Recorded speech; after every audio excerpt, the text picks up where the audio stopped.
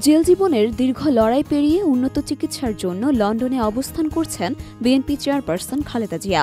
প্রাথমিক চিকিৎসা শুরু না হলেও তার স্বাস্থ্যের উন্নতি আশা জাগিয়েছে। পরিবার ও চিকিৎসকরা জানিয়েছেন, মানসিক স্বস্তি এবং উন্নত চিকিৎসার পরিবেশ তার অবস্থার উন্নয়নে সহায়ক ভূমিকা রাখছে।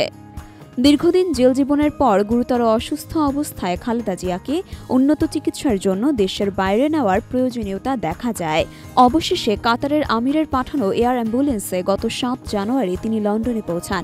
বর্তমানে তিনি লন্ডনের দ্য লন্ডন ক্লিনিকে অধ্যাপক জন প্যাট্রিক কেনেডির তত্ত্বাবধানে চিকিৎসাধীন। অধ্যাপক কেনেডি একজন স্বনামধন্য লিভার রোগ বিশেষজ্ঞ।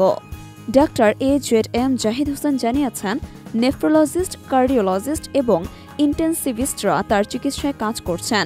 ইতোমধ্যে ফিজিওথেরাপি শুরু হয়েছে এবং চিকিৎসায় কিছু পরিবর্তন আনা হয়েছে। পারিবারিক পরিবেশ থাকার কারণে খালেদা জিয়ার মানসিক অবস্থা উন্নত হয়েছে এবং তিনি উৎফুল্ল রয়েছেন। খালেদা জিয়ার চিকিৎসার সময় তার পাশে রয়েছেন তারেক রহমান, ডাক্তার জোবাইদা রহমান এবং মরহুম আরাফাত রহমান কোকোর স্ত্রী সৈয়দা শামাইলা রহমান সহ পরিবারের সদস্যরা। তাদের উপস্থিতি তার মানসিক শক্তি বৃদ্ধিতে সহায়তা করছে। বাংলাদেশের রাজনৈতিক ইতিহাসে গুরুত্বপূর্ণ এক অধ্যায় হিসেবে খালেদা জিয়ার জেল জীবন উল্লেখযোগ্য।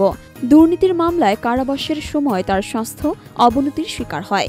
বর্তমানে উন্নত চিকিৎসার মাধ্যমে তাকে সুস্থ করে তোলার প্রচেষ্টা চলছে।